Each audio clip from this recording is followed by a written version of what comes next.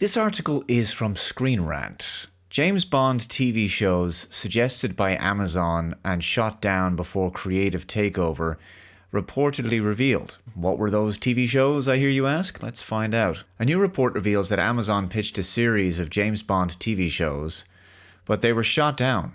The 007 universe experienced a major shake-up recently when Amazon took over the creative ownership of the Bond franchise. This would mean that years-long producers Barbara Broccoli and Michael G. Wilson would officially cede control of the franchise's content for Bond 26 and all other upcoming properties.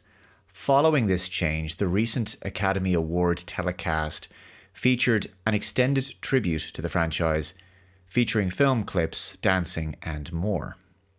Per a recent report from The Hollywood Reporter, several James Bond TV shows were suggested by Amazon in the past. Franchise sources indicated that Amazon had previously approached Broccoli and Wilson with pitches for TV shows, which the producers later determined they had no interest in. One of the pitches was a spin-off series based on Moneypenny. Yeah, because that's what the franchise really needs. Bond's secretary turned into a badass character, you know? Female action tough chick, typical. It says another series was going to be about Felix Leiter, and it is possible that they even had something brewing with a female version of 007. Which they kind of did do with No Time to Die. Lashana Lynch played the female 007. So it felt like to me that they were already kind of playing around with the idea of replacing Bond with a woman, or at least getting audiences used to the idea. Of course, that's never going to go down too well with hardcore Bond fans. Now, this article is from CBR.com.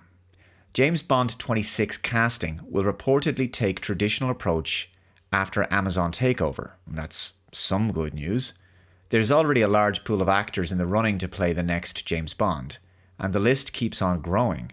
A cast update reveals at least 2 requirements for the next 007. James Bond 26 will continue the franchise's tradition of casting British male actors, per the Daily Mail. An insider told the outlet that Amazon sent out an internal memo confirming this in response to mounting controversy. Amazon founder Jeff Bezos is a massive Bond fan, and while he's excited to see how Amazon can take the franchise forward, there are certain things which are sacrosanct, the source asserted. That's why the memo went out this week, to reassure everyone. But certain things are up for discussion, like whether the next Bond should be played by a man of colour. There have been so many erroneous rumours about the future of Bond, the source asserted. Amazon is committed to keeping the spirit of Bond alive, and that means he has to be British or from the Commonwealth, and he has to be male. I would stipulate as well, he's got to be a ladies' man. Let's not have him kind of be a bit of a walkover and pushed over by female characters. Like, increasingly we were seeing more and more in the latter Daniel Craig movies. That's what makes Bond Bond. That's what makes him so charming, right? That's why he resonates with both male and female audiences. The article continues, that's in line with the prerequisites set by franchise co-owners Barbara Broccoli and Michael G. Wilson. But that was recently up in the air after they gave full creative control to Amazon MGM. Per the report, Broccoli agreed to sell creative rights with the assurance that Bond would remain British. 7 actors have so far played 007, most recently Daniel Craig. Yeah, look, it's absolutely crazy that this even needs to be a firm stipulation that Bond be British and male. I mean, that should go without saying, right? That's the core identity of the character. Of course, there was a time when such appropriate casting for Bond would never be in question. But today, we live in a world where, you know, cultural icons have been so utterly and, I would say, comprehensively deconstructed that any bizarro idea seems possible at this point. The fact that it needs to be said, hey, Bond can't be a woman, right? I don't know. Anyway, I think under Amazon, I think we can expect a sort of marvelization of James Bond, where it becomes this gargantuan franchise. It's already a pretty big property as it is, of course, but yeah, it's very likely we're going to see multiple TV shows and film series running in parallel until such time as people likely get sick of Bond as they have with the glut of superhero movies in the last few years. As for who Bond should be, well, you guys know my thoughts on the matter. My view is not exactly a unique one. My recommendation would be Henry Cavill. That is a very common sentiment online, actually. A huge amount of the long-time James Bond fan base really want to see Henry Cavill take on the role next. I think he's got the look. I think he's got the presence. He's done action movies. I think he'd be wonderful as Bond. And when you look at most online polls asking, who do you want the next James Bond to be? Consistently, Henry Cavill's name is on the top of the list. But the studio likely has other ideas.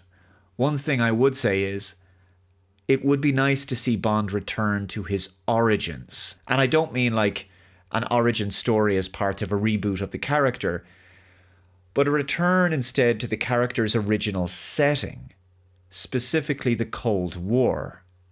I will say that as much as I think GoldenEye is a fine Bond movie, I never really liked the dressing down that Bond received in GoldenEye from the female M.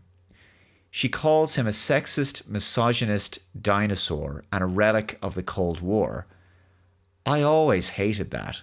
I mean, Bond is a guy who's given his life for king and country countless times. He has been the single greatest secret agent asset Britain could ever ask for. And he's just, disrespected and talked down to in this manner because it's the 1990s and political correctness has become a thing and feminism was entering its third wave. So, this is what Bond receives. But James Bond was exactly the man the world needed at exactly the right time, and that was the Cold War. And I personally would love to see a James Bond movie set in the 1950s or 60s in line with the Sean Connery era. That, to me, is where James Bond really belongs. And also, there is another reason, and I haven't really fully formed my views on this, but I just get the feeling that it would be a really good idea to go back in time with Bond, right? Just to set it in the 50s and 60s because it was a simpler time and it feels like the character can be more pure and true to himself, in particular because of the kinds of challenges and bad guys that Bond used to face during the 50s and 60s. Because, and this is really a product of our advancing technology, and, obviously I've talked about AI, but increasingly so many like spy and secret agent movies and stories like Mission Impossible, like James Bond, they are going to be leaning into where we are going technologically in the real world, which is artificial intelligence and cyber warfare and the shifting geopolitical landscape because of advancements in technology and data and all this sort of stuff. I'm not saying that it isn't possible to have interesting stories within that genre, but because Hollywood writers are really focused on, understandably so, I think, where our technology is going to be in the future. And, a lot AI, for example, is quite mysterious to people and could potentially be very scary in the future. And so it's increasingly being used as the bad guy or as the focus of the story, or at the bare minimum, the MacGuffin hunt. It was the same way with the most recent Mission Impossible movie, Dead Reckoning Part 1, where the entity, right, was the AI. There's been even Fast and Furious movies, right, that have gone into the spy secret agent kind of genre, where they had to hunt down this God's eye artificial intelligence thing. And I just don't want Bond chasing down technology MacGuffins and fighting in this cyber warfare kind of world. I don't believe he belongs there. And increasingly as well, in order to make it so that his new gadgets have the kind of fun impact, they have to become almost science fiction like now, because our technology is advancing so much. And I don't want to see that either. Bond isn't sci-fi. And so that's another reason why I would really like to see him go back in time. And there's a certain nostalgic romanticism for that era as well. And I think that's really where Bond belongs. Yeah, that's actually, I'll leave it on that point. Maybe M, I don't think she was right about calling him a a sexist misogynist, but maybe she was correct about him belonging in the Cold War. Those are my thoughts, guys. Let me know what you think in the comments below. If you haven't already, please subscribe to the channel, hit that like button, share this video out there. Take care, and I will see you next time. Bye-bye.